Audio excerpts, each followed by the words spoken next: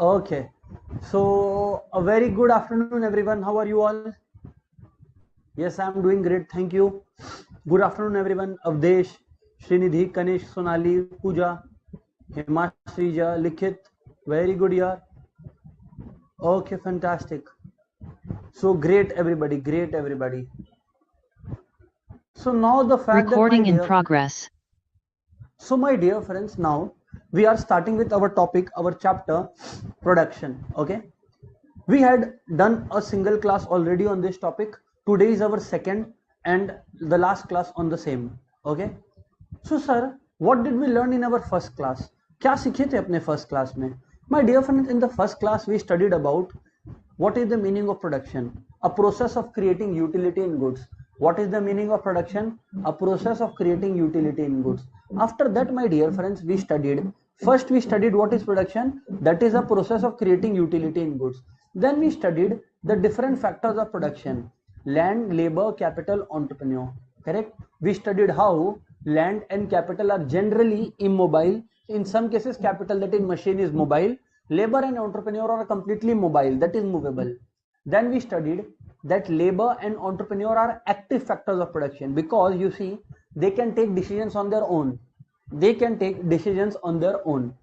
To the contrary, if you talk about land and capital, they cannot take their decisions on their own, and hence we would call them passive factors of production, right? So this is something that we had been doing. Then we discussed about the two time periods, which is short run and long run. Short run and long run. Short run refers to a time period where some factors of production are fixed while the others are variable. Some factors of production are fixed while others are variable. Okay. Long run refers to a time period where all the factors of production are variable. So basically this is what we had been doing in the past few discussion of ours on this topic. Then we studied that in short run there is a law of production called law of variable proportions, and in the long run there is a law called the law of returns to scale. So that's what we have been doing. Then we studied what does law of variable proportions is. I'll tell the law. The law tells you, my dear friends, that when to a given quantity of fixed factor, you apply more and more units of a variable factor. When to a given quantity of fixed factor, you apply more and more units of a variable factor, the total productivity may first increase at increasing rate. Eventually it will increasing at diminishing rate, and gradually it will start falling. Mind you, my dear friends, that when I say increasing at increasing rate, then increasing at diminishing rate and gradually falling, what I'm intending to say is शुरू में भी बढ़ रहा है, बाद में भी बढ़ रहा है. The only difference is initially it's rising at a faster pace, gradually it's rising at a lesser pace, and eventually it starts falling. Okay, so there were three stages: increasing returns to a factor, diminishing returns to a factor, and negative returns to a factor. Increasing returns to a factor, diminishing returns to a factor, and eventually negative returns to a factor. So my lovely friends, this is what we had been discussing in our past few class. Actually not past few class, in fact the last class only. Okay, today I'll tell you more on law of variable proportion. Today I'll tell you more on the law of variable proportion. So don't need to worry about the same. We need to discuss more on it. Okay, in order for me to help you out with the discussion, first I'll shift to a different PDF. But before that, I'll want to discuss one thing with you. Under which stage would a rational producer like to operate? Let's see how many of you remember this discussion. Which stage would a rational producer want to operate? Let's start with a question, everybody. Come on, everybody, your answers, please. Come on, everybody, your answers, please. What do you say? Which stage would a rational producer want to operate in?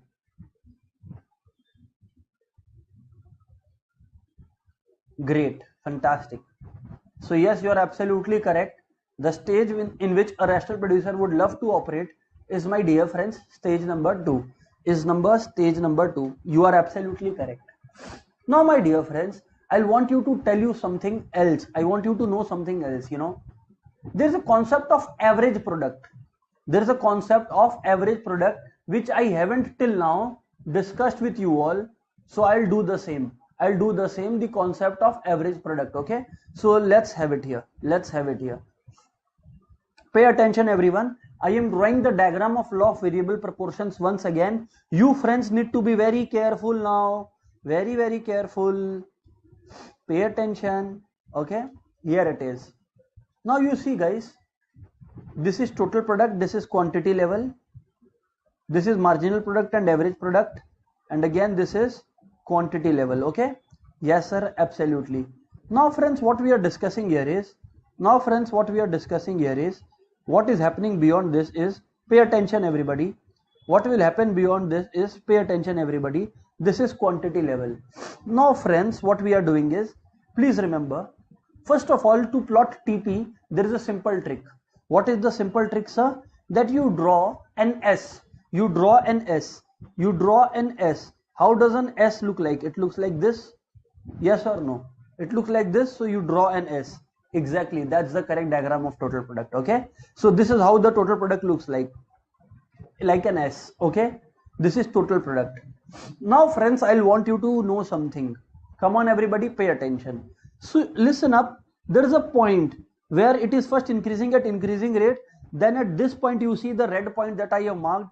It is further increasing at a diminishing rate and eventually starting to fall. My dear friends, would you tell me what stage is this? Would you tell me what stage is this? Would you tell me what stage is this? Come on friends. Okay, yes, you are absolutely correct. This is called the point of inflection. This is called the point of inflection. You all are absolutely correct. Absolutely correct. So let me write it down for you all. Point of inflection. Okay, point of inflection. Very good here.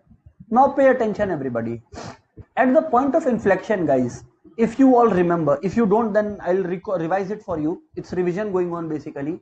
At the point of inflection, my lovely friends, MP is maximum. MP is maximum. MP is maximum. So what I'll do is I'll draw a line from here for you to see that you see how I am drawing this, how I am plotting this. So you see marginal product is maximum at this point, at the point of inflection. And then when total product is maximum, marginal product will become 0. You see at this point. So it will touch here. And eventually marginal product will become negative when total product falls. This was TP and MP. So what happened is, at point of inflection, marginal product was maximum. Okay. Okay. Correct, sir. Moving on. When TP was maximum, marginal product was 0. And obviously when TP started falling, MP became negative. I am not concerned about the same. My concern is something else. Sir, you told us that you will tell us about average product. Where is it? Where is average product? So my dear friends, average product looks something like this, looks something like this, At the initial stages, MP is greater than AP. MP is greater than AP. MP is greater than AP. Now AP comes and meets MP at its highest point. And once MP meets AP, AP achieves its highest. AP achieves its topmost. And then AP starts falling. But will AP become negative or 0? No. Sir, what is AP? Average product. Sir, could you tell us the formula of average product? Definitely friends, I can tell you, this is what I'm here for. So pay attention everybody. Average product is nothing. Basically, it implies, I'll write it down here. Average product is nothing. It shows total product by units of labor. Total product by units of labor. So for example, 10 units are produced and there was one labor, one variable factor I mean. So 10 by 1 average is 10. Similarly 30 by 2 average is 15. 45 by 3 average is 15. 52 by 4 average maybe is 13. 52 by 5 average maybe is somewhere around 10.4, maybe something like that. And 48 by 6 average is 8. So what is average product? Total product by units of variable factor. Total product by units of labor. Average product is total product by units of labor. Average product is total product by units of labor. Come on everybody. What is average product? Total products by units of labor. Total products by units of labor. Come on everybody. You have to write it down in the chat or else I'll keep going. What is average product? Total product by units of labor. Average product क्या होता है? Total product में आप labor divide कर दो. Total product में आप labor divide कर दो. Total product में आप labor divide कर दो. Average product is what? Total product divided by labor. Average product is what? Total product divided by labor. Okay. So now the fact that you have understood this, I have recalled it so many times. Now pay attention, everybody. Now pay attention, everybody. The fact that you have understood this right now, let's move on here. So what do you observe here is that average product will never become zero or negative. Why, sir? Because apply common sense now. Average product is total product by labor. For average product to be zero, total product has to be zero. Can total production be zero? No. But you all will say that in the beginning, sir, it is zero. But in the beginning, to Baba, labor is also zero. So 0 by 0 is undefined. What I am saying is when you employ some labor, maybe 1, 2, 3, whatever, there will always be some positive total product, and therefore, if they ask you, can AP be zero? Remember, AP can never be zero. Average product can never be zero. Why? Because total product can never be zero. Because total product can never be zero. Because total product can never be zero. Come on, everybody. Write it down in the chat. Average product can never be zero. Why? Because total product can never be zero. Because total product कभी zero नहीं हो सकता. अरे average होता है total by labor. तो साहब अगर average होता है total by labor, total ही कभी zero नहीं हो सकता, तो average कैसे zero आएगा? Yes sir, we got it sir. Yes sir, we definitely got it. Yeah. I hope everybody has got it, guys. Okay na? So yes, moving on, friends. Moving on. The fact that you have got it is amazing. So yes. Here it is. As you can see the graph, average product is rising. Now one interesting and important thing, very important question for examination. Very important question for examination. Guys, are you ready to listen to this? I am quite sure that it's very important for your foundation also. Now I don't know what the paper is. I'm just trying to say from my experience. Are you ready to know it, guys? Come on, everyone. Yes, sir. So see, a very important question is to mark the stages. Which is stage 1, stage 2, stage 3. I have a trick for you all. Remember, when AP is maximum, that is stage 1. When AP is maximum, that is stage 1. So where is AP maximum here? You look at this, circle, red circle that I am doing right now. So now, this is the point. I'll draw it using a red line. This point is segregating stage 1. The red line showcases stage 1. In order to eliminate your confusion, I will erase this. So this is stage 1, friends. This is stage 1, friends. Stage 1, stage of increasing returns. So AP is up, stage 1 is up till AP is maximum. Stage 1 starts from beginning and continues till AP becomes maximum. Stage 1 starts from 0 and continues till AP becomes maximum. Beyond this, stage 2, where TP becomes maximum. So beyond stage 1 until TP becomes maximum, we have stage 2. And after TP has become maximum, what we see is operation of stage 3. So where does stage 1 end? If somebody asks stage 1 ends, you remember stage 1 ends where AP is maximum. The question is, where does stage 2 end? My dear friends, you will answer where TP is maximum. And then the final question is, where does stage 3 will ask you? You just have to write beyond TP max. Because once TP has achieved its maximum, whatever you observe happening after it is basically pertaining to stage 3. So you don't know, you don't need to apply so much of sense there. Okay. So guys, very important MCQ questions right at the beginning of the class. It's not even 15 minutes. So pay attention. Stage 1 ends with AP becoming maximum. Stage 2 ends with TP becoming maximum. Stage 1 ends with AP becoming maximum. Stage 2 ends with TP becoming maximum. Okay? Yes, sir. So now there is another question that can come, which is relation between MP and AP. Which I need you all to know. But before I am able to explain the same, guys, is it clear? And obviously I have told you stage 2 is the best. Producer will want to be in stage 2. Obviously you all know producer will want to be in stage 2. Last class only we have discussed this. Which stage? Stage 2 is the best. We have discussed this already.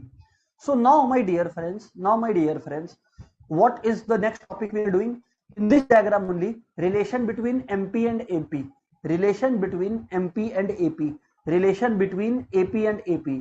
Okay. So let's talk about relation between AP and AP. Okay, pay attention everybody. So now Here I show you the relation between MP and AP. You see, if I draw a graph of MP and AP now, what you'll observe is that MP first rises, becomes maximum and then negative. AP to the contrary lies below MP for initial phases, and then AP starts falling. AP cannot become zero. So what you will write is, please pay attention everybody. What you will write is, when MP is greater than AP, you see initially MP is greater than AP because MP is above AP, the yellow line. Whenever this is happening, AP is rising. AP rises. You see, whenever MP is greater than AP, AP is rising.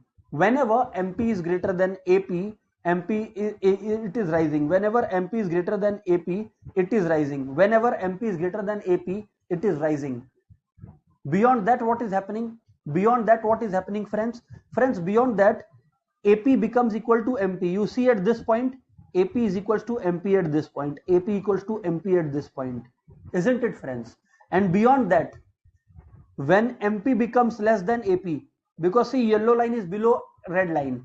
When MP is less than AP, AP falls. When MP is below AP, AP falls. Okay. So, sir, can you tell us a trick to learn this? Yes, my dear friends, I have got the trick to learn this. Please pay attention. Remember,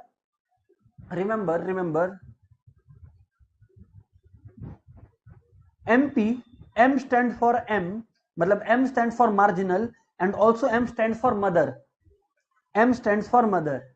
Okay, M stands for mother, and A stands for, let's say, a person. AP stands for, let's say, a person. I am only telling you a trick to remember, so don't confuse. MP is marginal product, AP is average product. The only trick to learn is I am telling you. M is mother, A is any person, whose mother it is. Now pay attention. Now this person respects his mother like everyone of us. So when mother is above us, we are happy and we are rising in life. But let's say mother is sad. So we have come to meet mother. Mother, what happened? And beyond that, when mother is getting more sad, then we are also getting sadder. Understood or not? So this is the logic. You can also relate it with friends, that MP and AP are two friends, and AP respects MP. AP respects MP. AP respects MP. You can remember it like this. So when MP is above AP, AP is very happy, AP is rising. When MP has started falling, AP has come to meet AP. AP has come to meet MP, asking MP, what has happened, MP? Why are you so sad? And when AP sees that MP is falling, AP also starts falling. Understood? So this is how it is working. Again, I will explain you the tarika to remember it. Please pay attention. Please pay attention, everybody. So here you see, MP is very happy in life, so AP is also happy in life. Now AP sees that MP has started falling. So AP comes and meets MP. MP, what happened? MP, what happened? So they meet, but AP sees that their meeting has no impact. MP is still falling. So AP also becomes sad and AP also starts falling. But who is more sad? MP is more sad. Who was more happy initially? MP was more happy. The ones who are more happy will be more sad. These are not, I am not trying to teach, philosophy or something. It's just a technique I remember it by. So I am helping you guys. Okay.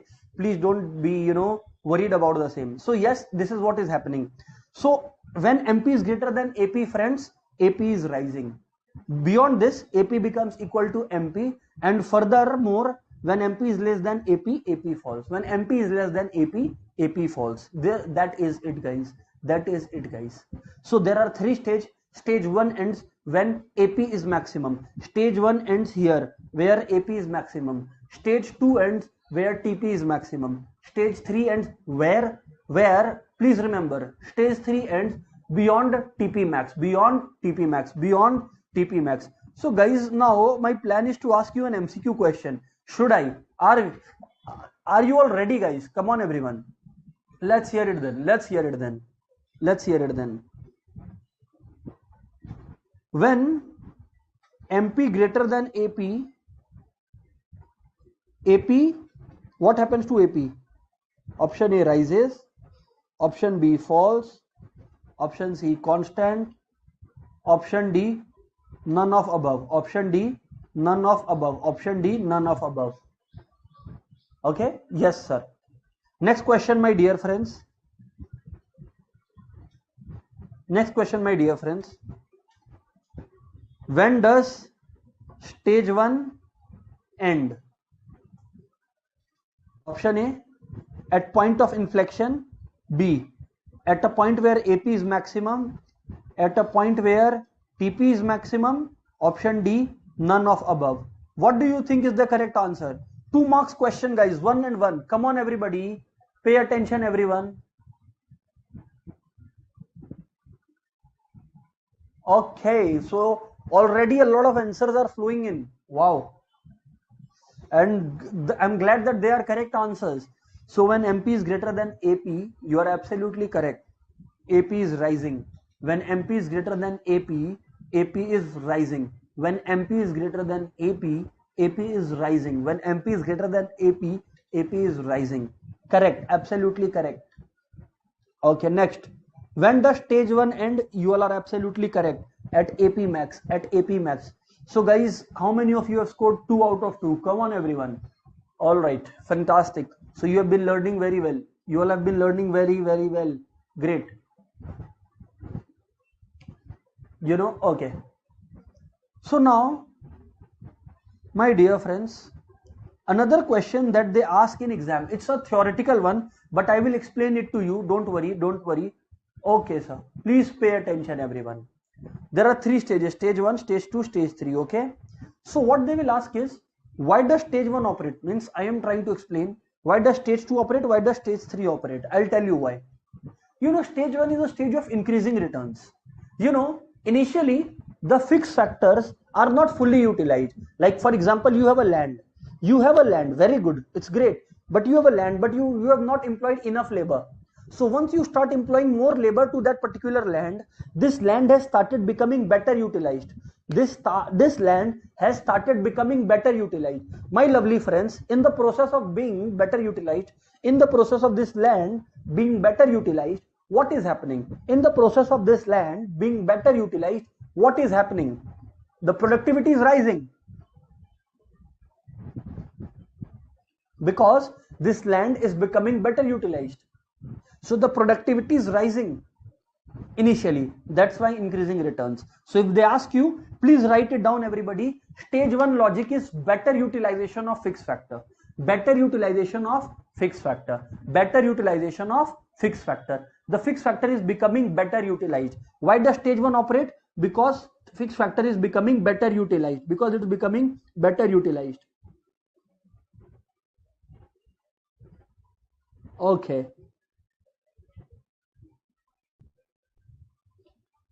Okay. So number one, better utilization of fixed factor. Stage number 2, why does it operate? My dear friends, there is an optimum combination.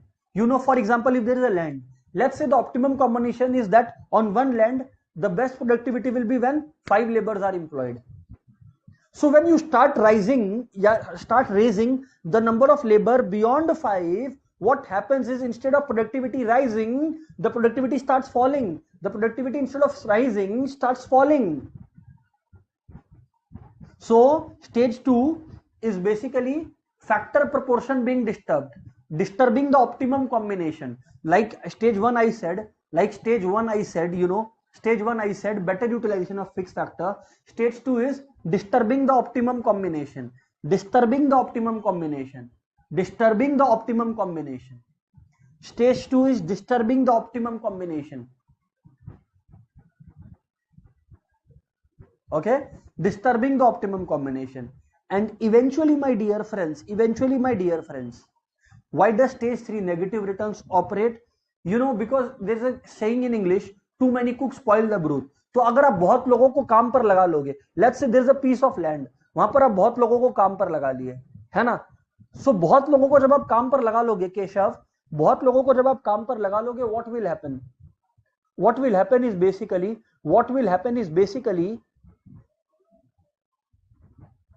there is a lot of confusion and chaos that will happen. That is overcrowding. So stage 3 operates because of overcrowding. Too many cooks spoil the broth. So the reason is overcrowding. Overcrowding. Maybe the workers have started playing cricket. They have forgotten about production. So total productivity has started falling. You know. So my dear friends, I'll give you again the major reasons behind each stage. There are multiple reasons, but you have to understand the concept now. So stage 1, my dear friends, is operating because of better utilization of fixed factor. Better utilization of fixed factor. Better utilization of fixed factor. Stage 1 is operating, my dear friends, because of better utilization of fixed factor. Better utilization of fixed factor. Stage 2 is operating because of disturbance of optimum combination. Because of disturbance of optimum combination. Because of disturbance of optimum combination. And my lovely friends, stage 3 operates. Stage 3 operates because of overcrowding. Stage 3 operates because of overcrowding. Stage 3 operates because of overcrowding. Stage 3 operates because of overcrowding. Okay, sir. Okay, sir. Okay, sir. Okay. Varda is asking that, sir, in stage 2, if optimum combination is disturbed, then why is the producer deciding to stay here? Varda, my dear friend, because in stage 2, you are correct that optimum combination is disturbed. Very good. But still, total productivity is rising. You have a look here in this table. You see the total productivity 10, 30, 45, 52. So now we have come to stage 2 here. But isn't total productivity rising, Varda? You have to take advantage of this. That's why, despite optimum combination getting disturbed, one producer would like to stay in stage 2 only. Would like to stay in stage 2 only. Okay, okay, okay. So stage 1, stage 2, stage 3. And guys, remember one thing. If you want a detailed explanation on each stage, I have also done in the last class. Okay. Stage 1 is where total product increases at increasing rate. That is MP is rising. Stage 2, where TP increases at a diminishing rate. That is MP is falling. And stage 3 is when TP is falling and MP has become negative. MP has become negative. MP has become negative. Okay. One of our friends, Diksha, is asking, sir, how does overcrowding occur? Diksha, suppose one piece of land can employ 5 labor. You have employed 6, okay, 7, okay, diminishing returns. But you have employed 20 on the same land. There will be no space for the workers to do their work. So instead of productivity rising, because of complication and chaos, the total productivity is lesser than original. As you can see in the table that I taught you in the last class, you see from 52 it has gone down to 48. So it's rather a decline rather than an increase. It's rather a decline. Okay. Sir, one more thing. Sir, one more thing can you do for us? What? Sir, can you summarize whatever we have learned in today's class in the last 30 minutes? Yes, I will do that. But guys, is everything clear? So that I am able to summarize and we can move further. Come on, everybody. If you are ready, I'll continue. Come on, everybody. If you are clear with it, I'll continue. Okay, sir. Please go ahead. Please go ahead. So whatever we have done in last 30 minutes is basically I am summarizing. Number one thing that we studied. Number one thing that we studied was, friends, number one thing that we studied was that average product is total product divided by units of labor. Okay. Then we studied that stage 1 ends at average product maximum. Stage 2 ends at total product maximum. Stage 3 ends beyond it. Stage 3 ends beyond it. At stage 1, total product increases at increasing rate and then maybe starts increasing at diminishing rate. Stage 2, total product is increasing at a diminishing rate and MP is falling. MP has almost become 0 at the end of second stage where TP has become maximum. And beyond stage 2, that is at stage 3, TP has fallen and MP has become negative. Okay. Now, relation between AP and MP, we have studied. It's related in such a way that when MP is greater than AP, AP is happy, AP rises. But when MP starts falling, AP comes and meets MP. MP, what happened? Why are you sad? But eventually MP's sadness doesn't go, MP keeps on falling. So AP is also sad now. AP also starts falling. Understood? So when MP is less than AP, AP falls. When MP is greater than AP, AP rises. When MP is less than AP, AP falls. When MP is greater than AP, AP rises. Okay, sir. Okay, sir. Okay, sir. All right. Then we have studied, then we have, yes, right, Nazila, it's short run that we are discussing. Very good, very good, very good. Okay, so now pay attention. Now pay attention, everyone. Then we had studied the reason behind the three stages, explanation behind the three stages, explanation behind the three stages. Stage 1 explanation, that is increasing returns, was better utilization of fixed factors. Stage 2 diminishing returns explanation was disturbance of the optimum combination. Optimum combination means the right combination. If you go beyond the right combination, the optimum proportion is disturbed. And finally, stage 3 is negative returns is because of overcrowding of variable factor. It's because of overcrowding of variable factor. It's because of overcrowding of variable factor. Okay, sir, we have got it, sir. It's because of overcrowding of variable factor. It's because of overcrowding of variable factor. Please remember this, my lovely friends. Please remember this, my lovely friends, as it's very important for you all. It's very important for you all. Correct. So the fact that we have understood this, let me ask 1 or 2 MCQs from you all, just to see whether you people have understood it clearly or not. Just to see whether you people have understood things clearly or not. Hold on, guys. I am asking you a few questions. Please pay attention.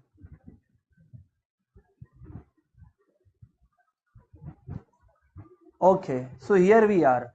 My dear friends, let's see. So I am taking a quiz, 5 marks test. Are you all ready for the 5 marks test? Yes or no, everyone? So let me take a test of 5 marks and then we will proceed any further. Okay, 5 marks test. Let's go. Question number 1. Law of variable proportion operates in A.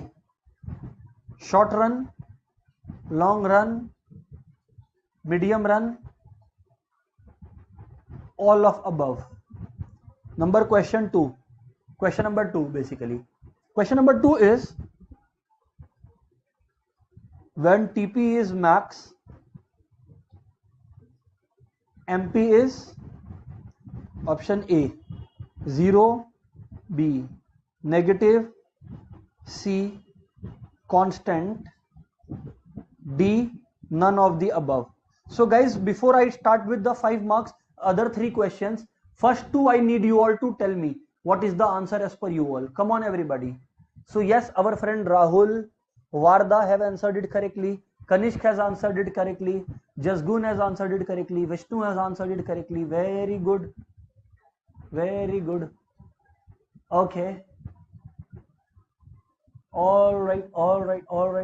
Nandini has answered it correctly. So the first question is short run. And the second is, when TP is maximum, come on everybody, what is MP equal to? Very good, Himanshu. Both answers correct, Himanshu's. Very good. Law of variable proportion operates in short run, and when TP is max, MP is correct. 0. Correct. 0. Okay. Next question, let's see. Next 2 questions, whether you are able to answer it or not. Everybody pay attention. Question 3. MP meets AP at A. AP max, B. AP min, C. TP max, D. TP min. D. TP min. So what do you think is the answer, guys? Correct answer, guys. What do you think, guys? Come on, everybody. Yes, Ashfia.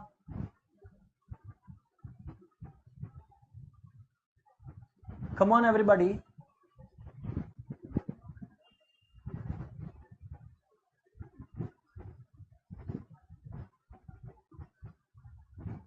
Very good. Very good. MP meets AP at AP max. You people are very intelligent. You are not doing any answer wrong. Please do one answer wrong at least, so that I get a chance to scold you. I am not getting any chance only. Come on, everybody. Next question, everyone. Let's see whether I get a chance here or not. Pay attention, everyone. MP is maximum at option A. TP max, B, point of inflection. C, both. D, none. Point of inflection, whatever. A, TP max. B, point of inflection. C, both. D, none. What do you think is the answer? Come on, everybody. This is the fourth question. Vagdehi correct. Shruti correct. Bhavna good answer. Harnur very good. Nilusha correct. Keshav very good. Nandini correct. It's point of inflection. It's point of inflection. Again, you all have given correct answer. Okay. Let's see. Next question. Question number 5. When TP falls. Okay, let's forget it. Fifth question. Stage 1 operates due to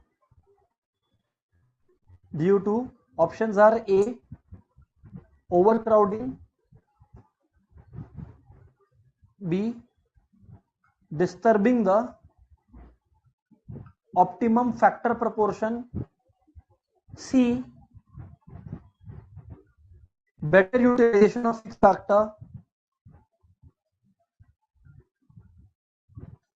fixed factor, D, none of the above. What do you think is the answer here, guys? Fifth question. Let's see after it how many of you have given correct answers. Come on, everyone. Yes, Vasu. Very good. Better usage of fixed factor. Correct. So, my dear friends, how many of you scored 5 out of 5? Come on, everyone. Let's see. All right. So these were the 5 questions that I had to discuss, and before I move forward, now we are going to the long run, my dear friends. But before I go to the long run, about this law of variable proportions, there was this word which I want you to see, which I want you all to see, in this short run that we have studied,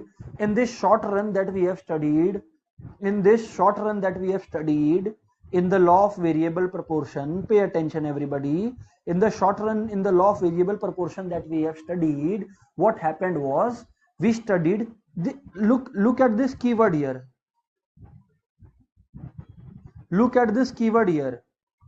Pay attention, everybody. Variable proportion, sir. So now pay attention, everyone.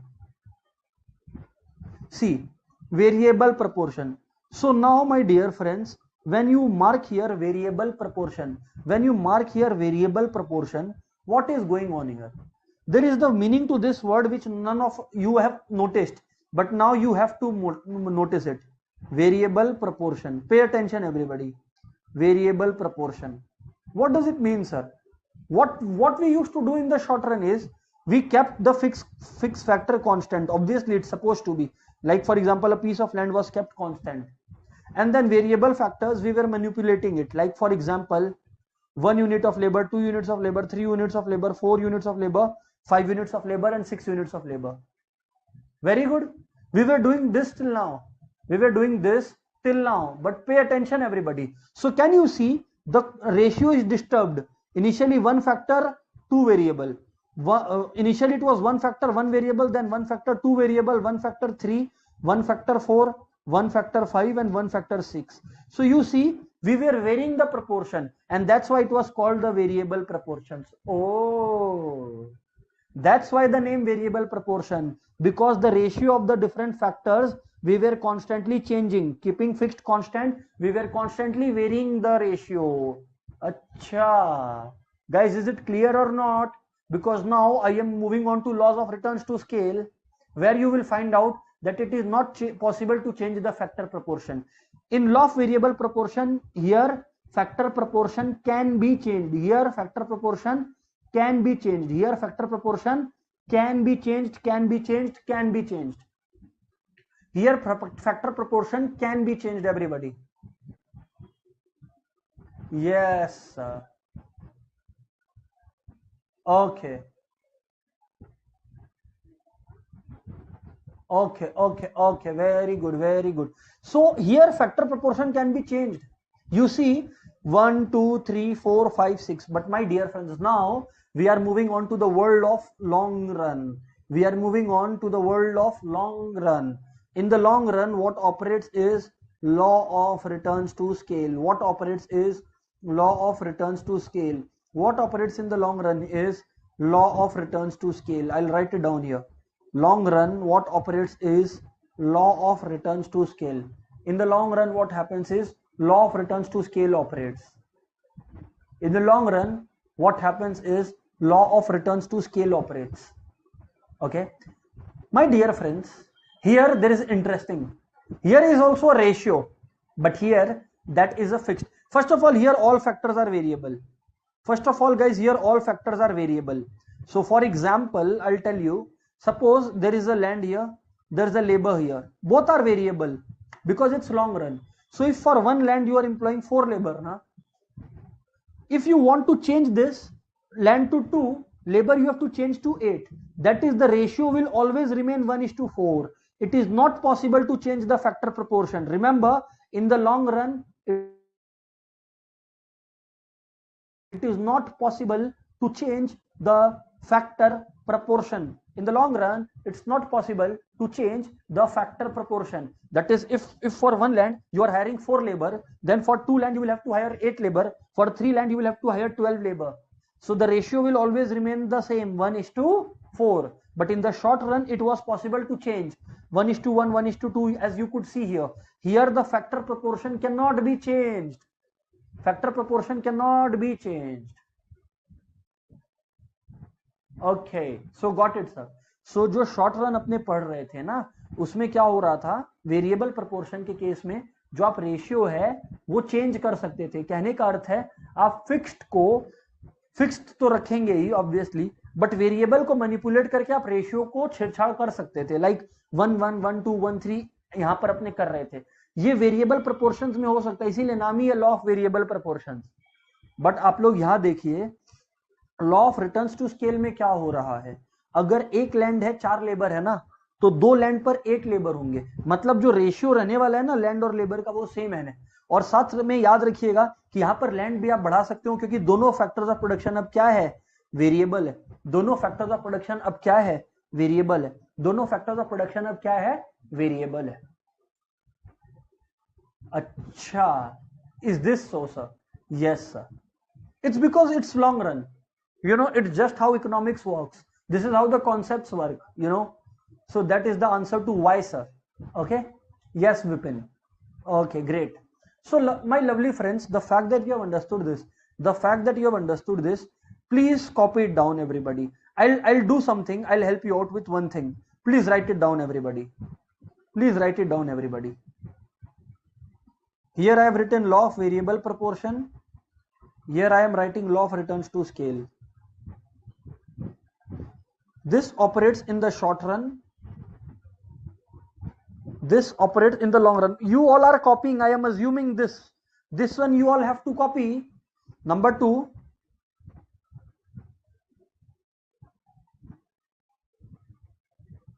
Here there are 2 types of factors of production. Fixed factor of production and variable factors of production. My lovely friends, here all the factors are variable factors. All the factors are variable factors. All the factors are variable factors. And point number 3, I hope you all are copying it. In law of variable proportion, factor ratio can be changed. That is, factor proportion can be changed. For example, 1:2 you can change to 1:3. But here factor ratio cannot be changed. Once fixed, cannot. Factor ratio cannot be changed.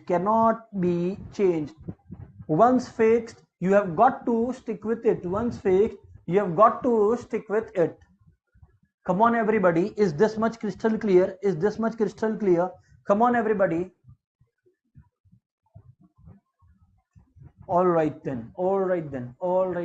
Great then. Fantastic.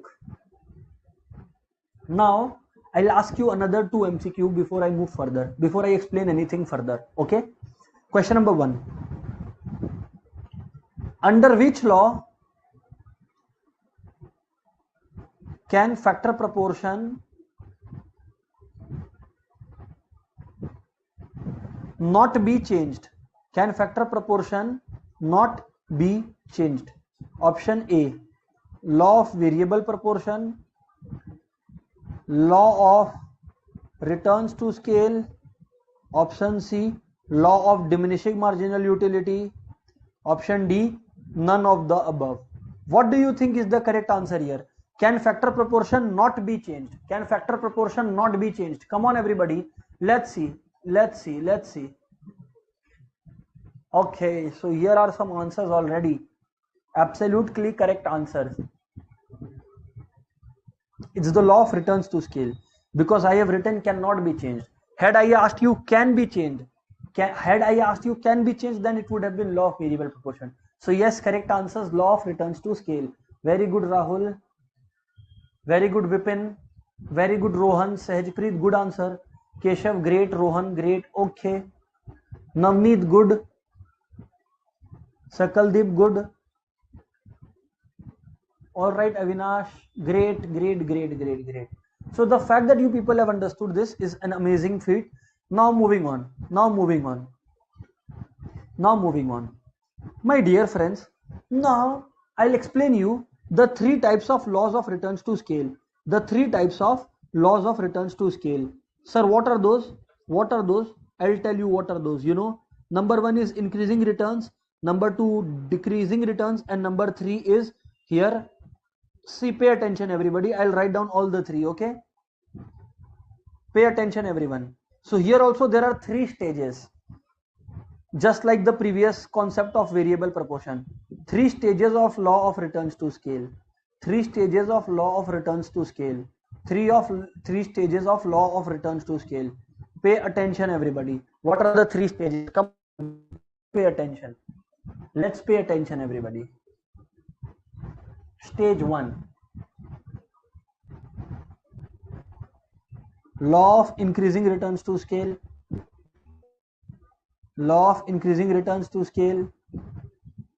Next one is law of decreasing returns to scale. And the next one is law of, actually instead of decreasing, first I will like to write constant, and then law of decreasing. Yes, here the word is decreasing. Pay attention everybody. Here the word I have used is decreasing, not diminishing. You have got to keep the same. Before I explain, please remember the 3 stages of law of returns to scale. In the variable proportion, it was increasing, diminishing, and negative. Okay. In the law of variable proportion, it was increasing, diminishing, and negative. Here it is increasing, constant, and decreasing. Here it is increasing, constant, and decreasing. Here it is increasing,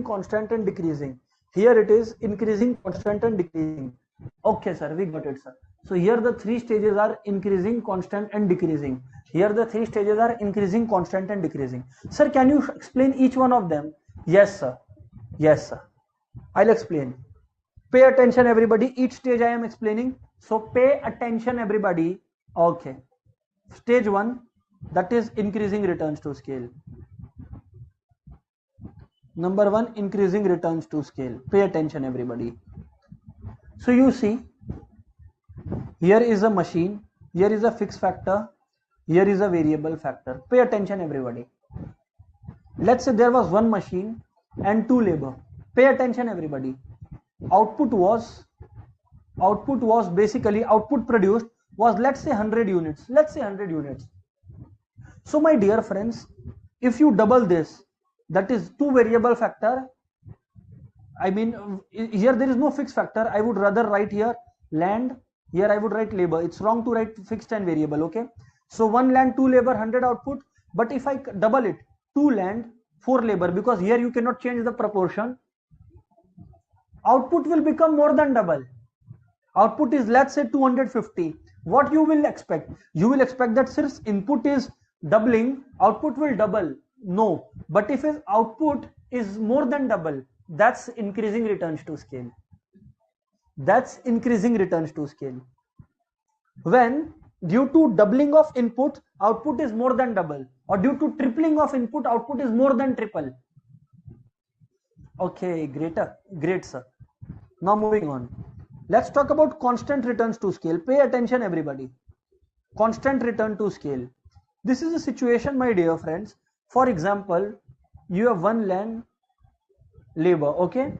So one land, two labor, output is, let's say, 100 units. But if it is exactly doubled, so you have doubled the input, output has also exactly doubled, not more than doubled. That's constant returns to scale. But eventually, if we are talking about decreasing returns to scale, what happens here, lovely friends, what happens here is that, for example, here it is land, here it is labor, okay, and here it is output. So if one land, two labor, 100 units of output, so 2 land, 4 labor, the output is not 200, the output is only 190. That is less than double. That's called decreasing returns to scale. You only need to know the meaning, okay? So don't get into the depths of it, okay? Just try to understand it and come out of it. Don't indulge too much into it, or else you will only be, getting in trouble. Don't do that. Pay attention, listen, and come out of it immediately. Extract immediately. Okay? Yes, sir. So now, my dear friends, I'll want you to tell, revise it with you. In order to revise, let me ask you a question. In order for me to revise it with you. Okay? Pay attention, everybody. So here what is happening is, in increasing returns to scale, when you are doubling the input, output is more than doubled. When in constant returns, when you are doubling the input, output is exactly doubled. And in decreasing returns to scale, when you are doubling the input, output is less than double. Output is rising, but less than double, less than the rise in input. Okay, this is how it looks like. And if you want to see a basic graph of the same, I'll show it to you. So what is happening here is, in case of increasing returns, the curve is somewhat like this. In case of constant returns, it's like this. In case of diminishing returns, it's like this. So this is basically the overall thing. Increasing returns, output is increasing heavily. Constant returns, not much.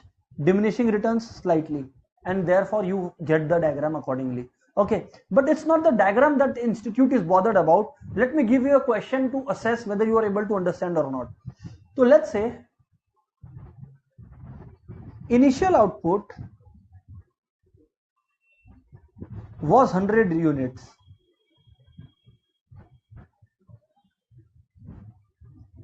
When input was tripled, output was 320 units. What stage are we looking at? Option A, is it increasing returns to scale? B, decreasing returns to scale? C, constant returns to scale? D, all of the above. What do you think is the correct answer, guys? Come on everybody. Please pay attention and answer this respective question.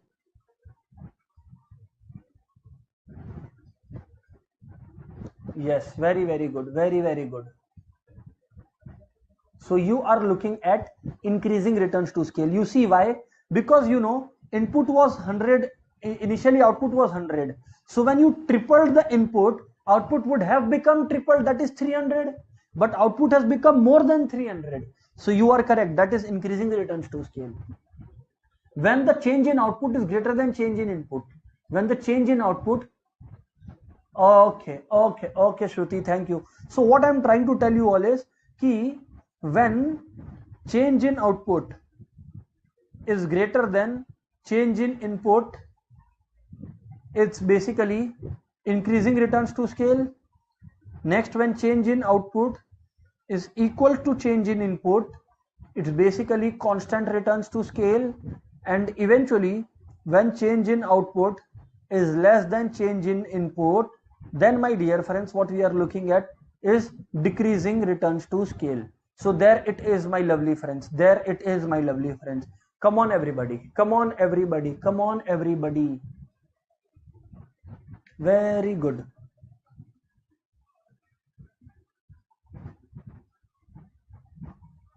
Okay, fantastic. Amazing guys, amazing. You people are brilliant. Okay, so my dear friends, the fact that you have understood this, please keep it with you, please keep this with you, because from returns to scale this is the best important part that is coming. It's not as lengthy as variable proportions, you know, and that's why, you know, I am also not discussing much on the same, because this is what is expected of us. Okay, very good Vipin, it's great then, amazing news. All right then, so the fact that we have understood this, now let's move on. Now let's move on here. Okay, pay attention everyone. Now we are studying production optimization. You know, like you remember, keeping in mind the income, we had to draw indifference curve and budget line. We had drawn, and the point of intersection gave us equilibrium for the consumer. Similarly, we are doing the best point for producer. The best point for producer. So the topic is, pay attention everybody. The topic is what, sir? The topic is basically production optimization. Production optimization. That is the point at which producer will love to operate. The best point for the producer to operate. The best point for the producer to operate. Production optimization. Okay. Low cost, maximum output. Okay. So pay attention. My dear friends, here we have to have knowledge of two things. Number one, isoquant, and number two, isocost. Guys, do you remember the indifference curve in the case of consumer? Exactly. In the case of producer, that is called an isoquant. That is called an isoquant. So what was indifference curve for the consumer? What was indifference curve for the consumer is isoquant for the producer. I'll explain everybody, don't worry. Very good, sir. And what is isocost, sir? Matter of fact, my lovely friends, isocost is a point. Matter of fact, my dear friends, isocost is nothing but budget line. Whatever was budget line for the consumer is similarly, you know, isocost for the producer. So first of all, you need to remember this, because if you remember this, you have already learned it, because the features of isoquant and indifference curve are exactly the same. I'll write it down for you all. The features of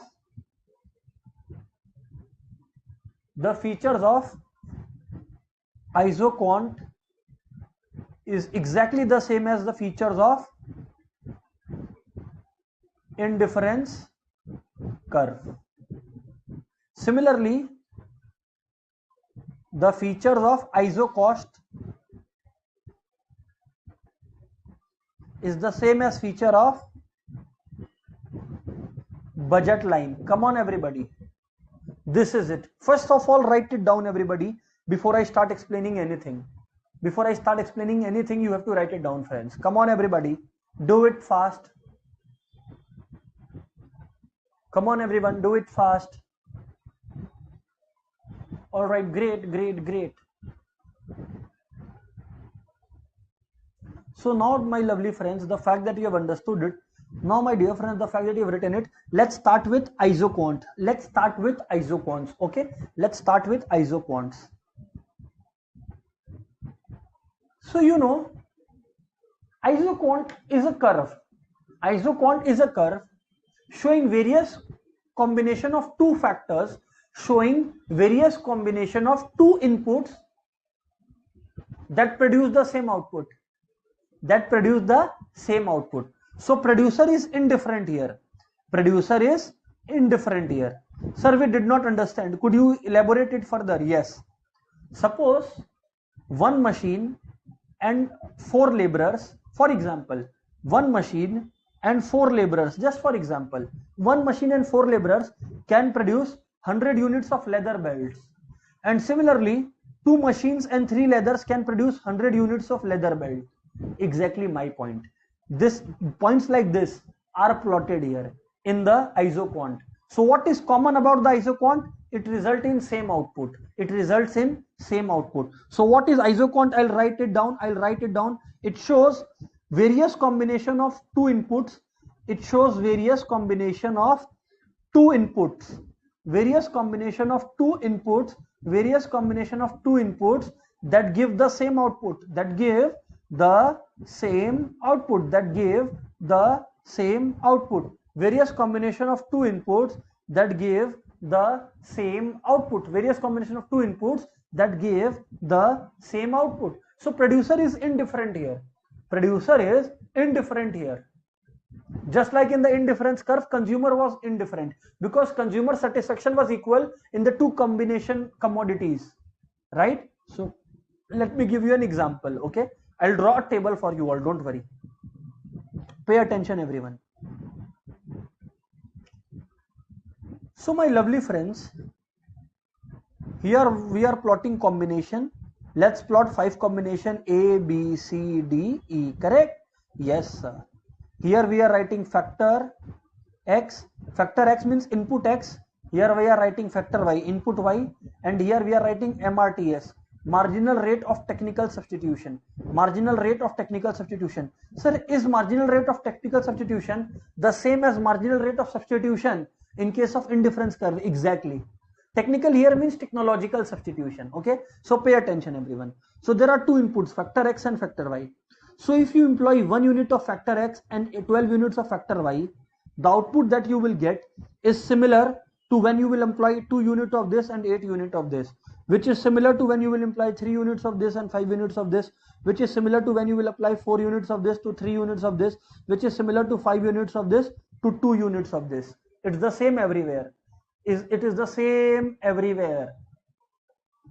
Yes, here you can change the proportion.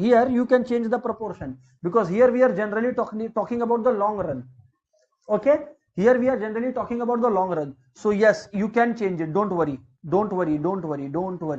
You can change it, friends. Yes, lovely. So now pay attention everyone. When you increase factor by 1, output has fallen by 4, because other input has to be reduced by 4.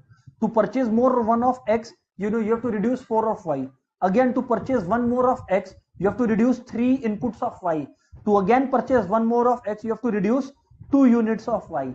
And again, to purchase 1 unit of X, you have to purchase 1 unit of Y. So this is declining MRTS, and just like diminishing marginal rate of substitution in case of indifference curve. Okay, so again, just like that indifference curve was convex to the origin, this one is also convex to the origin.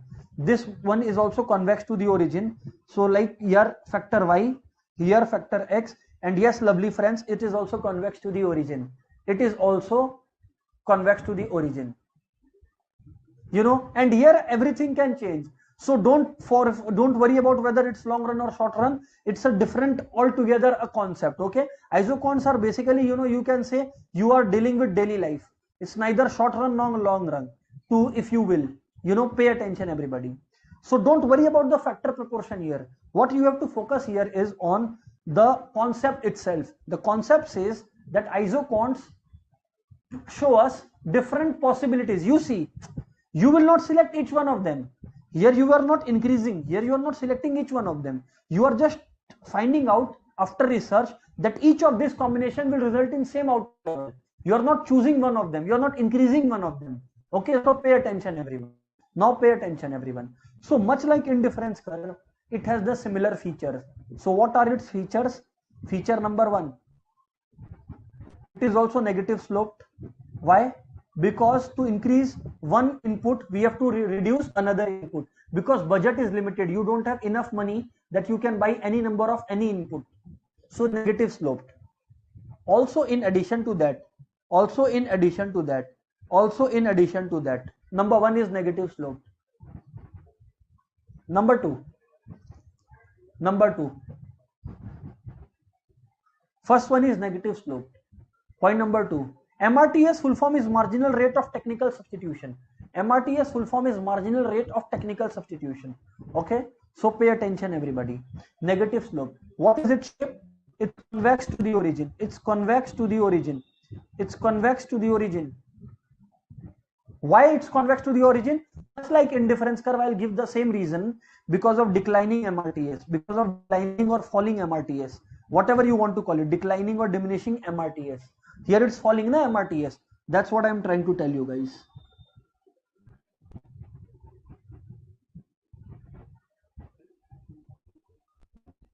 Huh. Okay. So my dear friends, pay attention everyone.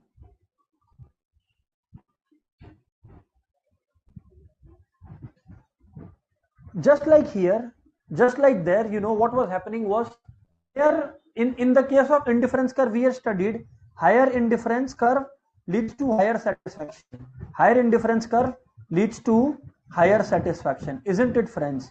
Same logic here. Higher isoquant implies higher output. Higher isoquant implies higher output for the producer, and so producer will become happy. See, it's so simple because you have done indifference curve and budget line. Very good, Varda. Higher indifference curve gives higher production. Very good. Exactly like indifference curve if you see. Exactly like indifference curve if you guys see. Yes sir, we do see it. We do see it here. Okay sir. Fantastic then. Pay attention everybody. Pay attention everybody. Now moving on. Friends, now we are discussing the concept of isoquant. It is also known as the budget line. In the case of consumer, it was budget line. Here also it's called the budget line. So we are calling it Isocost. We are calling it Isocost, budget line, or budget constraint line, or budget constraint line.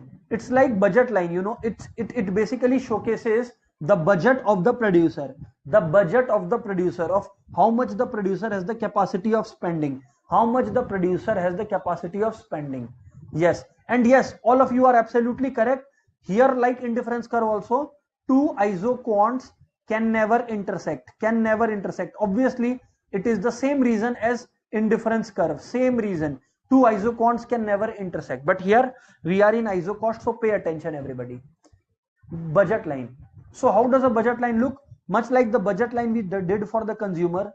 So basically there is a given factor Y that you can purchase, or there's a given factor X that you can purchase, you know. So budget line, in budget line you just join it. This is exactly the same like the budget line you did it here. Yes, it's only from firm or producer's point of view, but that's it.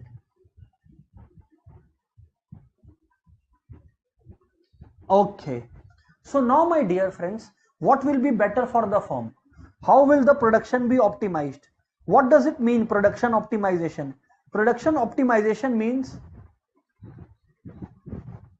least cost, maximum output. Sir, how do we arrive at this? Least cost, maximum output.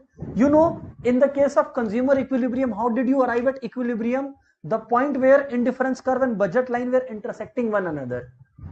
In the case of consumer equilibrium, what was the equilibrium point? The point where indifference curve and budget line were intersecting one another. Right? Yes, sir. In the case of that one, it was the point where indifference curve and budget line were intersecting one another. Now pay attention everyone.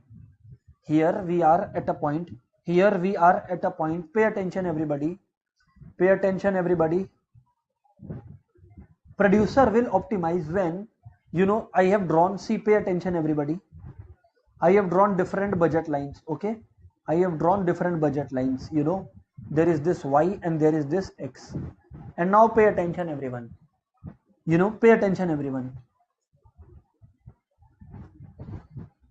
So what is happening for tangency? Tangency means when a line touches the curve from the outside. I'll give you an example. Like this is a curve.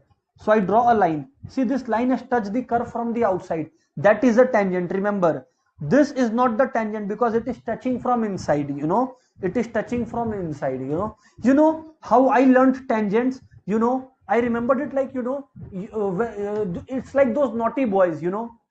Several of us have done this in our childhoods, you know, where when we used to live in an apartment or a flat, you know, we used to ring our neighbor's bell and run away. So you're just touching from outside and running away. So you are like a tangent there. Okay, I know it's a very bad example to give, but that's how I remembered it. Okay, tangent is something touching from the outside only. Okay, so have a look, everybody. This is the indifference curve.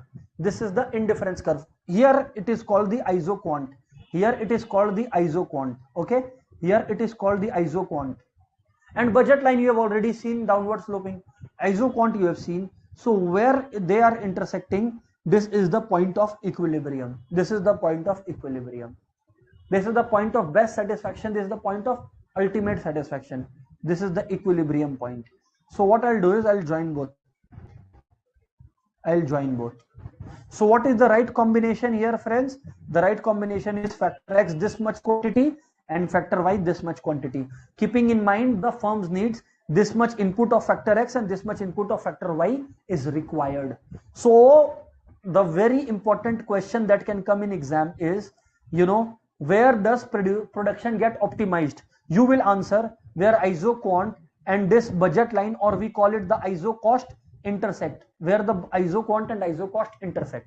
So if somebody asks you, where does producer get his production optimized? So producer production is optimized at a point where isocost and isoquant become equal.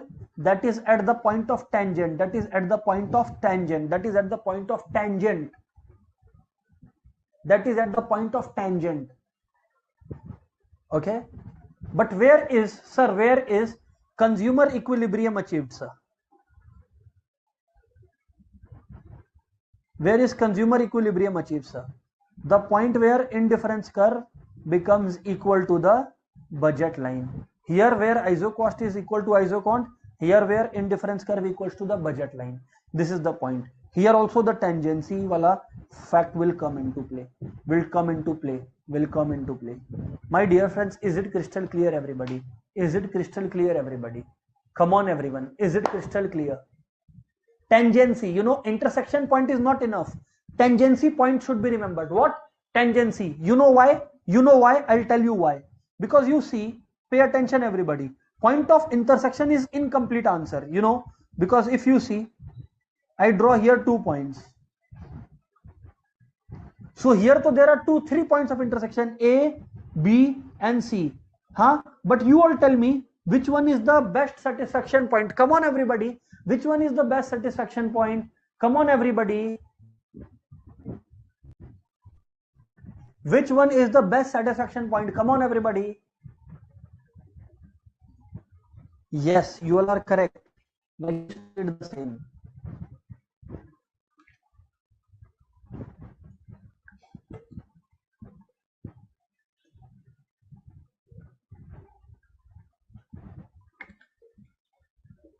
Absolutely correct, friends. Absolutely correct, friends. It's point B. Yes. Correct. So B is the point of best satisfaction. So never say that, you know, intersection point, because A and C are also intersection points. It has to be point of tangency. It has to be point of tangency. It has to be, my lovely friends, point of tangency. It has to be, my lovely friends, point of tangency. Is it clear or not, everybody? Is it clear or not, everybody? Come on, everyone. I need you all to answer this. Come on, everyone. I need you all to answer this. Is it crystal clear or not?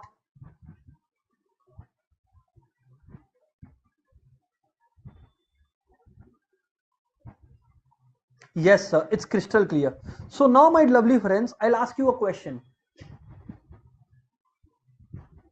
What is the question? What is the shape of, listen to me very carefully, what is the shape of isoquant? What is the shape of isoquant? Options are downward sloping, Option 2, convex to the origin. Option 3, upward sloping. Option 4, concave to the origin. What is the shape of isoquant? Everybody in the chat. Everybody in the chat. Come on, everyone in the chat. Fatafat.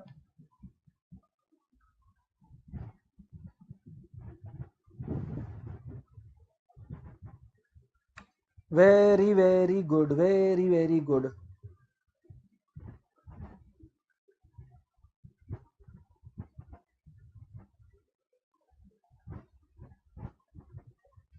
Okay. Okay. Okay. Okay. Okay. Great, great, great. Very good. It's convex to the origin. You know, when they're asking about the shape, it's better you write convex to the origin. Yes, it is downward sloping, correct. But when convex to the origin is given, it automatically covers the point of downward sloping as well. So make sure you are smart enough to catch it. Okay. Now, my dear friends, some institute material questions I am discussing with you all. Okay. So this question that I am discussing right away with you all is, you know, is basically question number 14 in institute material. But you all don't need to focus there. I am writing down the question here. So don't run away here and there. Okay. Pay attention, everybody. I am writing. This is a numerical question. Everybody. Pay attention, everyone. Hours of labor.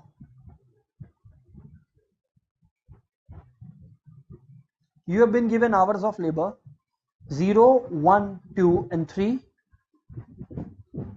Total output you have been given. Okay.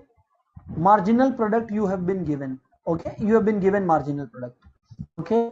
So this is 0 obviously. This is 100 obviously. This is 80. And this is 240. This is dash.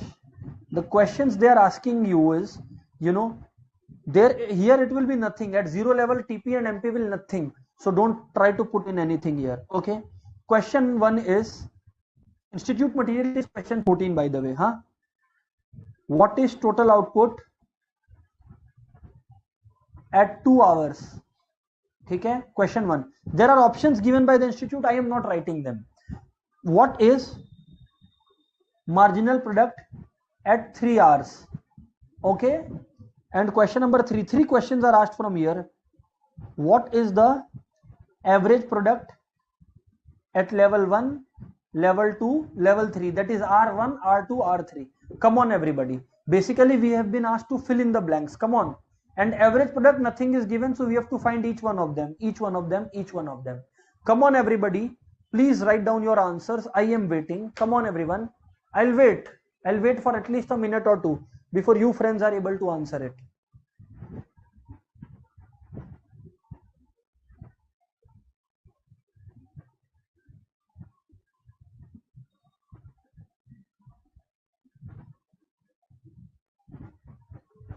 Okay, great.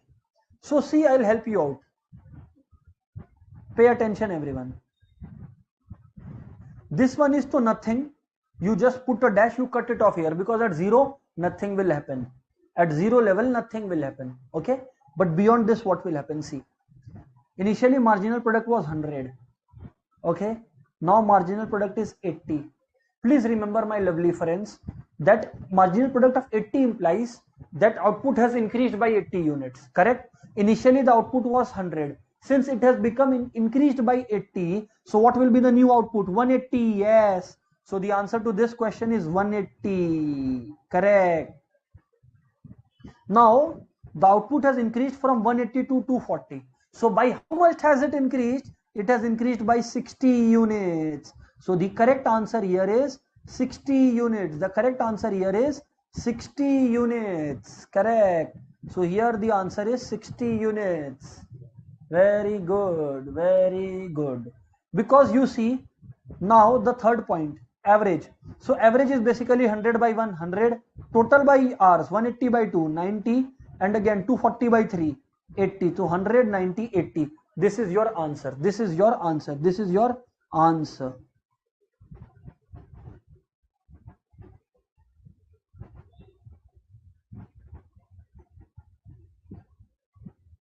Okay. Come on, everyone. Okay, sir. Clear. All right, sir. Clear, everybody. Very good. So friends, you remember that suppose you have been given, labor, total product. You see labor 1, 100, 2, 180, 3, 240. So remember, marginal product at the first unit will always be the same for TP and MP and average product as well. So at the first level, TP, MP and AP are equal. So very important to remember this point, that at the first unit of input of variable factor, TP, MP and AP all will be equal, and beyond that the dynamics is going to change. Correct. Pay attention now.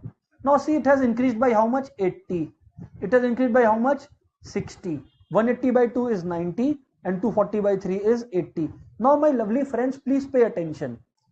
In order to calculate marginal product, what did we do?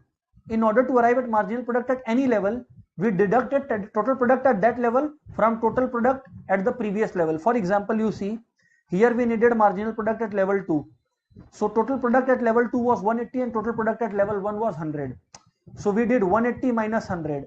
That's how we got marginal product as 80 at the second level. Similarly guys, if we want to calculate marginal product at the third level, what we need to do is total product at the third level minus total product at the second level. Total product at the third level is how much? 240. At the second level it's how much? 180. So 240 minus 180 is basically 60 units. It's basically 60 units. This is how you operate. Is it crystal clear, everybody? So friends, if from TP, anytime you are asked to come to MP, what is the formula? MP at any level is TP at that level minus TP at the previous level. Yes or no, everybody? Come on friends, in the chat box your answers please. Come on friends, in the chat box your answers please. Correct. Very good. But then there is a game plan here. Suppose marginal product has been given like this now. Labor is here 1. Marginal product is 80. At 2 it is 60. At 3 it's 40. It's marginal product now. So friends, in order to compute total product, we have to do the opposite. We'll have to add. For example, at first level MP is TP. So 80. Then beyond this we'll have to add. So 140. Further add. So 180. That's how you work. Understood? So if you are asked to arrive from marginal product to total product, what you do is add. But if you are asked to go from total product to marginal product, what you do is less. That's the game plan. It's not ratification going on. It's the basic logic. Isn't it, friends? It's the basic logic. You see? Okay, correct. And Gunjan is asking, how is AP calculated? My dear friend Gunjan, AP is nothing. Total product by labor.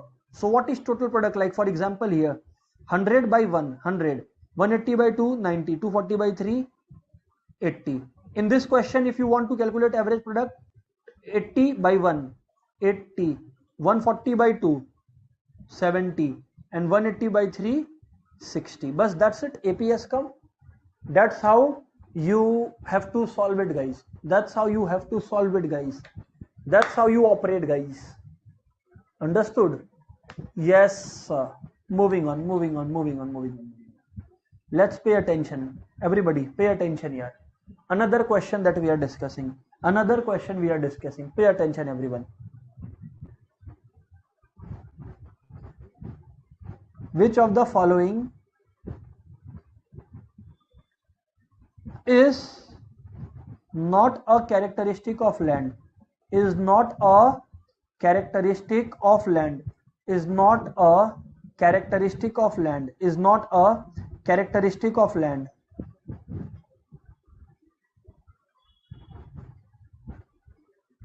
Which of the following is not a characteristic of land? Everybody pay attention here. Options are A, its supply is limited. which is not a characteristic, mind you, its supply is limited. B, it is immobile. It is institutes material. Question number 3, it is immobile. Option C, its usefulness depends upon human efforts. Depends on human efforts. On human efforts. Option D, it is produced by our forefathers. It is produced by our forefathers. Which do you think is not a characteristic of land? Come on everyone, come on everybody, which do you think is not a characteristic of land? Come on everybody.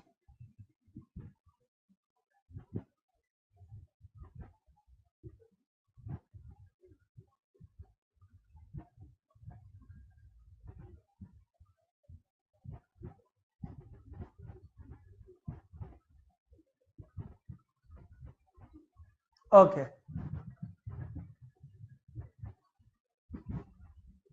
Okay.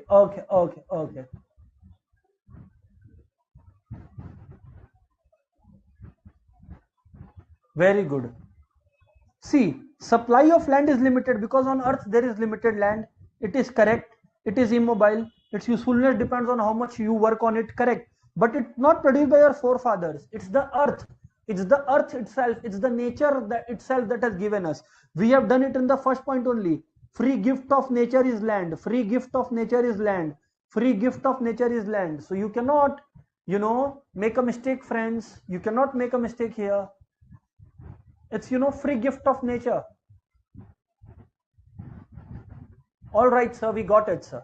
We got it, sir. We definitely got it, sir. So moving on, the fact that you have got it.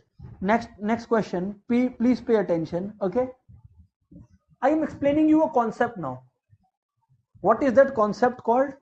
Dear friends, that concept is called economies of scale. What is that question called?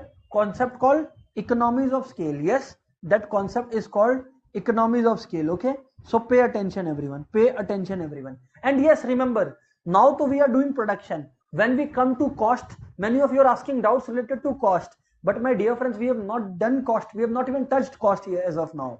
Cost is in the upcoming class. So let's stick to production strictly. Okay. Okay. Now, my dear friends, there are two concepts related to production I wanted you all to know. Pay attention everyone. Pay attention everyone. Yes, sir.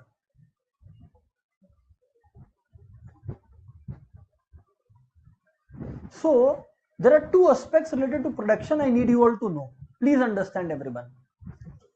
One is called economies of scale. The other one is called diseconomies of scale. What does it mean? Sir, when you operate on a large scale, I'll give you an example, practical example. Don't worry. Just focus on what I am saying. Okay, just focus on what I'm saying and it will be all clear to you. Okay, so pay attention everyone. Economies of scale. So what I'm telling you all is, when we, my dear friends, in economies of scale I'm talking about, these are the advantages that arise because of large scale production. These are the advantages that arise, advantages arising because of large scale production. What are diseconomies, sir? What are diseconomies of scale, sir? My dear friends, diseconomies are disadvantages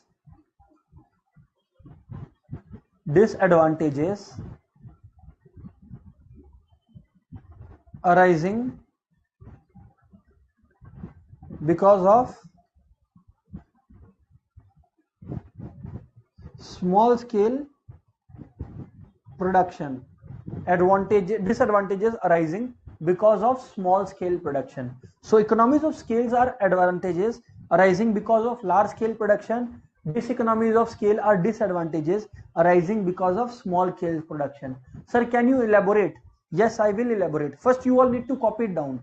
Economies of scale are advantages. Diseconomies are disadvantages.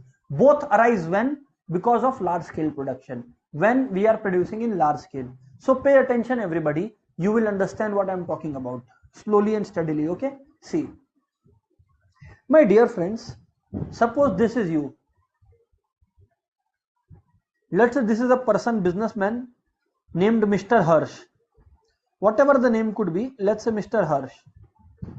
Now friends, this Mr. Hirsch has taken a machine on rent. He has a chips factory. So basically he has taken a machine on rent. He has rented a machine, okay? Now the machine's capacity is to produce 10,000 chips a year. 10,000 chips a year machine can produce. For this, Mr. Hirsch is having to pay rent of rupees 50,000 per year. Rent of rupees 50,000 per year. So what is the rent? Rent is rupees 50,000 per year. Okay? Rent is rupees 50,000 per year. Okay? Yes, sir. Now, dear friends, what is happening is that our Mr. Hirsch here has to bear a rent of 50,000 per year, right? Now, let's say initially when he started production, he was operating on a small scale.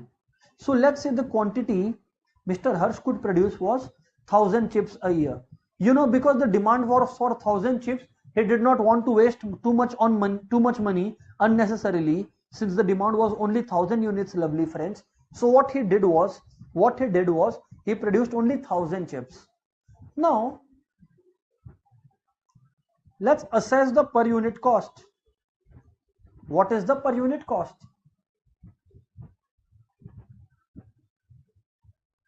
See, pay attention. Rent is 50,000 and quantity is 1,000. So when you cut it off, you get rupees 50. So his cost of production per packet of chips. So per packet chips production has gone to rupees 50. Now Mr. Hirsch is very sad. Why is he sad? Because at least for 50 rupees he has to sell the chips. Now one of Mr. Hirsch's friend comes. Let's call him Mr. Sahil, or let's say Mrs. whatever name, Mrs. XYZ, whatever we want to call it, Mrs. XYZ. So now when we are calling Mrs. XYZ, Mrs. XYZ is a qualified chartered accountant.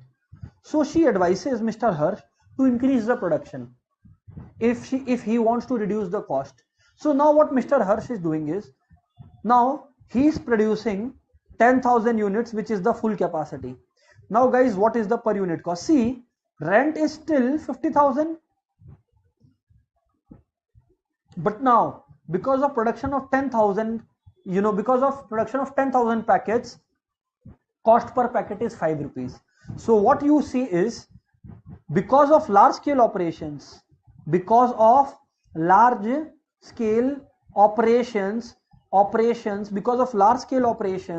initially from producing 1,000 units to producing 10,000 units gradually, the per unit cost has fallen down from rupees 50 per unit to rupees 5 per unit. And my lovely friends, this fall from 50 to 5 per unit is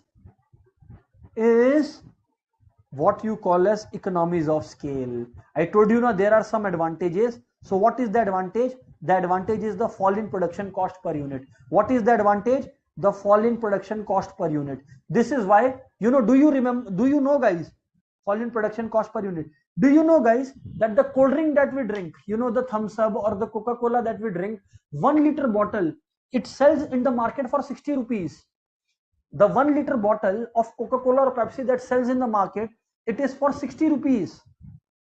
But can you guess, everybody, what is the cost of production of that per unit of bottle? 1 liter bottle of Coca-Cola costs us,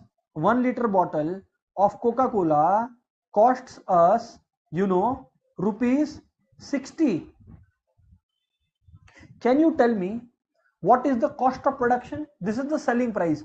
Can you tell me what is the cost of production?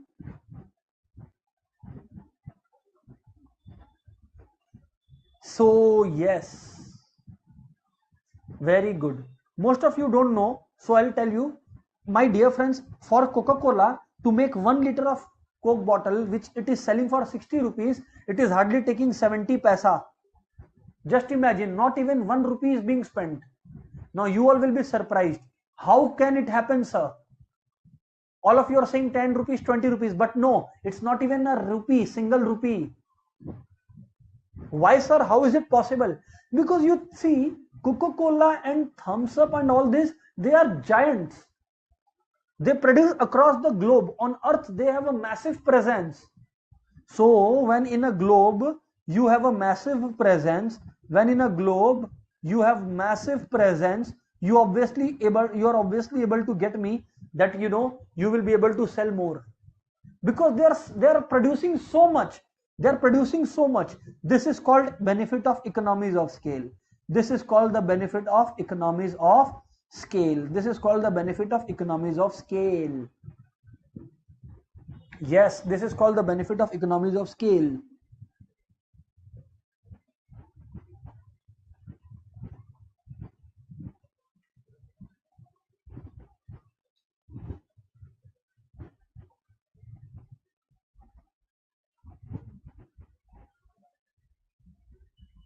Okay.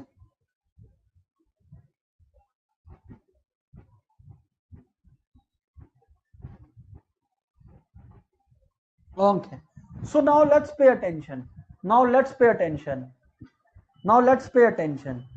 Next question from Institute's material. Next question from Institute's material.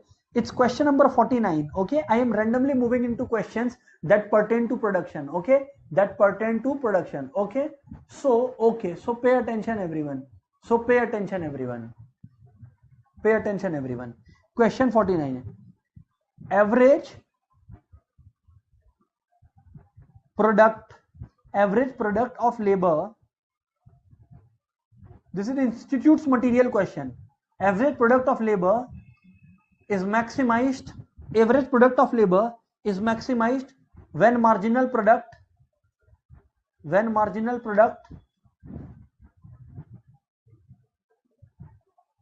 option A equals the average product, B equals 0 when marginal product is equals to 0, when marginal product is maximum, and option D when marginal product is none of the above. Come on everybody, which one do you think is your answer? We have in fact discussed it today's class itself. Come on everyone.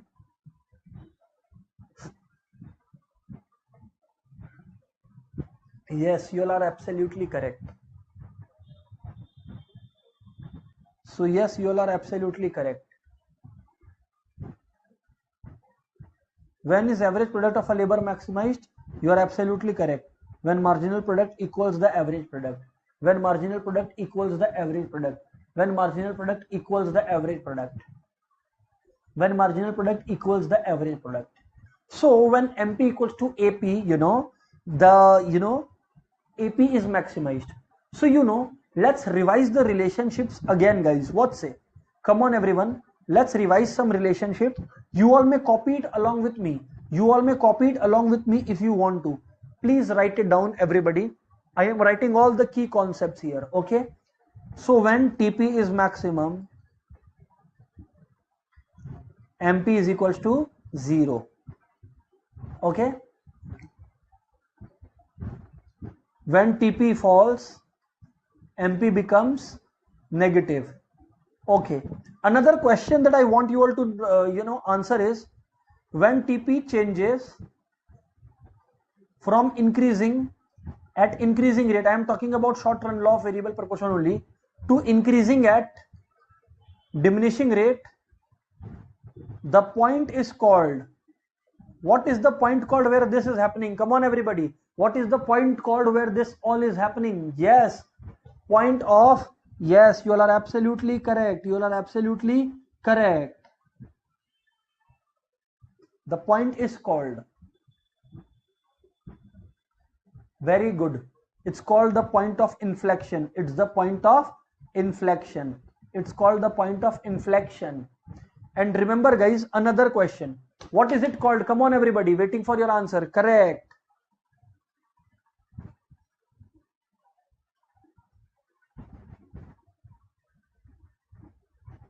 Okay, okay, okay.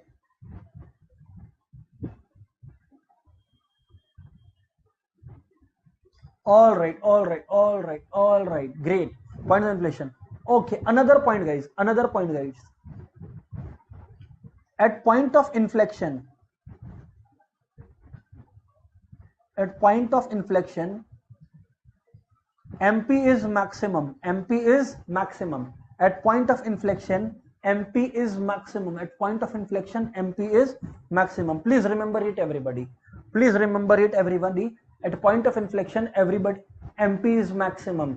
MP is maximum, not zero. MP is maximum. Okay. Now, friends, having said that, one basic concept that you all wanted to know and I wanted to explain was, which is also the last concept, okay, of the law of variable proportion. Sir, what left now? You to completed law of variable. It's just that some basic assumptions, questions can be asked, okay? So I am explaining. Please pay attention, everyone. There are many, but there are 4 basic assumptions I want you all to remember. Law of variable proportion assumptions. 2 of which you already remember.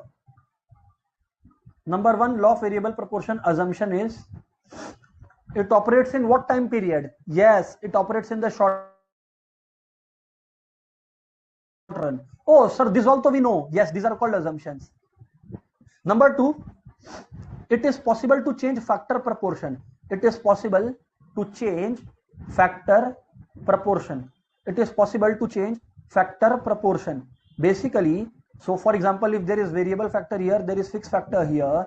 So variable fixed factor is this. Variable factor can be 2, 3, 4, anything. So it's possible to change the factor proportion. Point number 2. Number 3, the state of technology is constant. The state of technology is constant. The state of technology is constant. The state of technology is constant. The state of technology is constant.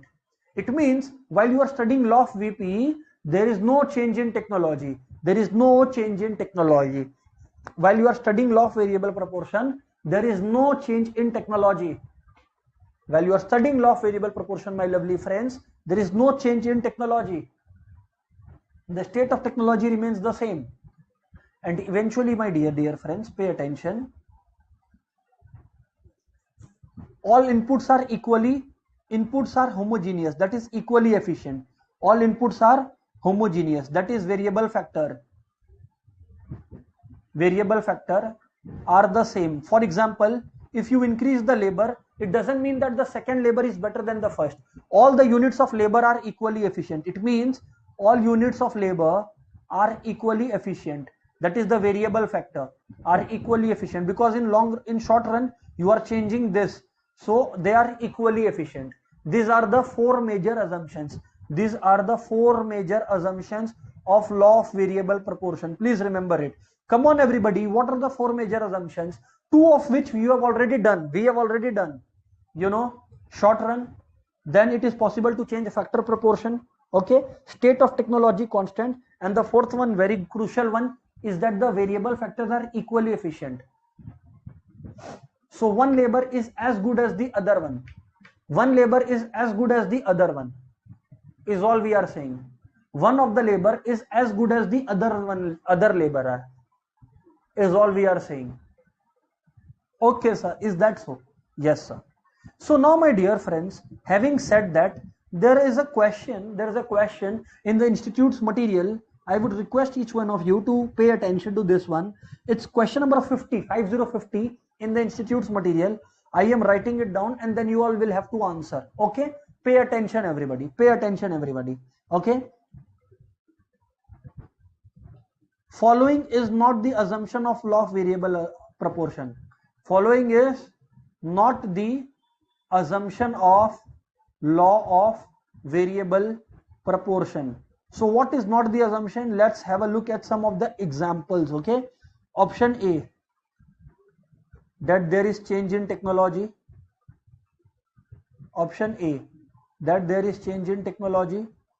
Option B, that there must be some inputs are fixed, some inputs are fixed. Option C, only inputs consider, only physical inputs considered. It is correct. Option D, technology is stable. Technology is stable. Technology is stable. So guys, the question is which one of them is not an assumption? It's not which one of them is an assumption. It's which of the following is not an assumption. Very good, yaar. All of you have given correct answer. The change in technology, because it's correct that technology is assumed to be constant. So friends, if technology is assumed to be constant, then it has obviously to be wrong. Okay, all right. Another question that institutes material. Please let me ask you all, everybody. Let's see how many of you are able to answer it correctly. Question number 52 from institutes material. This one is question number 52 from institutes material. The question now I am asking you all is, so pay attention everybody to question number 52. Here it is. Law of variable proportion does not include. Pay attention everybody, read the question carefully. It states it does not include. It does not include. Let's have your options, guys. Let's pay attention to the options, guys. Option A, what it doesn't include. Okay, so option A, returns to scale. B, law of diminishing returns to a factor. Law of diminishing returns to a factor. C, law of variable proportion. D, least cost combination of factors. Least cost combination of factors. Least cost combination of factors. Come on everybody, which one do you think is the correct answer? Fatafat everybody. Which one is not included in the law of production? Law of production, not variable production. Law of production does not include which one of them? Law of production. Correct, correct, correct. Before I could ask, you all have answered it correctly. Because yes, returns to scale is a law that applies to long run. Variable proportion is a law of production applying to short run. Law of diminishing returns to a factor is a law in case of short run, law of variable proportion. Least combination is not within the purview of long and short run, as I have already mentioned. So it's the least cost combination. You know, it is the, sir, have you studied this today? Yes, my dear friends, when we have studied isocost and isoquant, you know, when we studied isocost and isoquant, we did this. Obviously we did this. Obviously we did this. So now moving on. Let's pay attention, my lovely friends. Let's pay attention, my lovely friends. Okay, yes, here it is.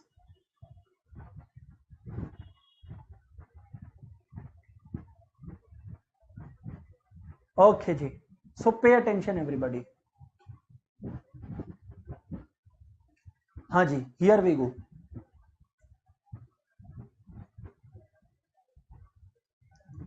I am giving you an option, you know, a question. Please pay attention. You have to find out the least cost combination, okay?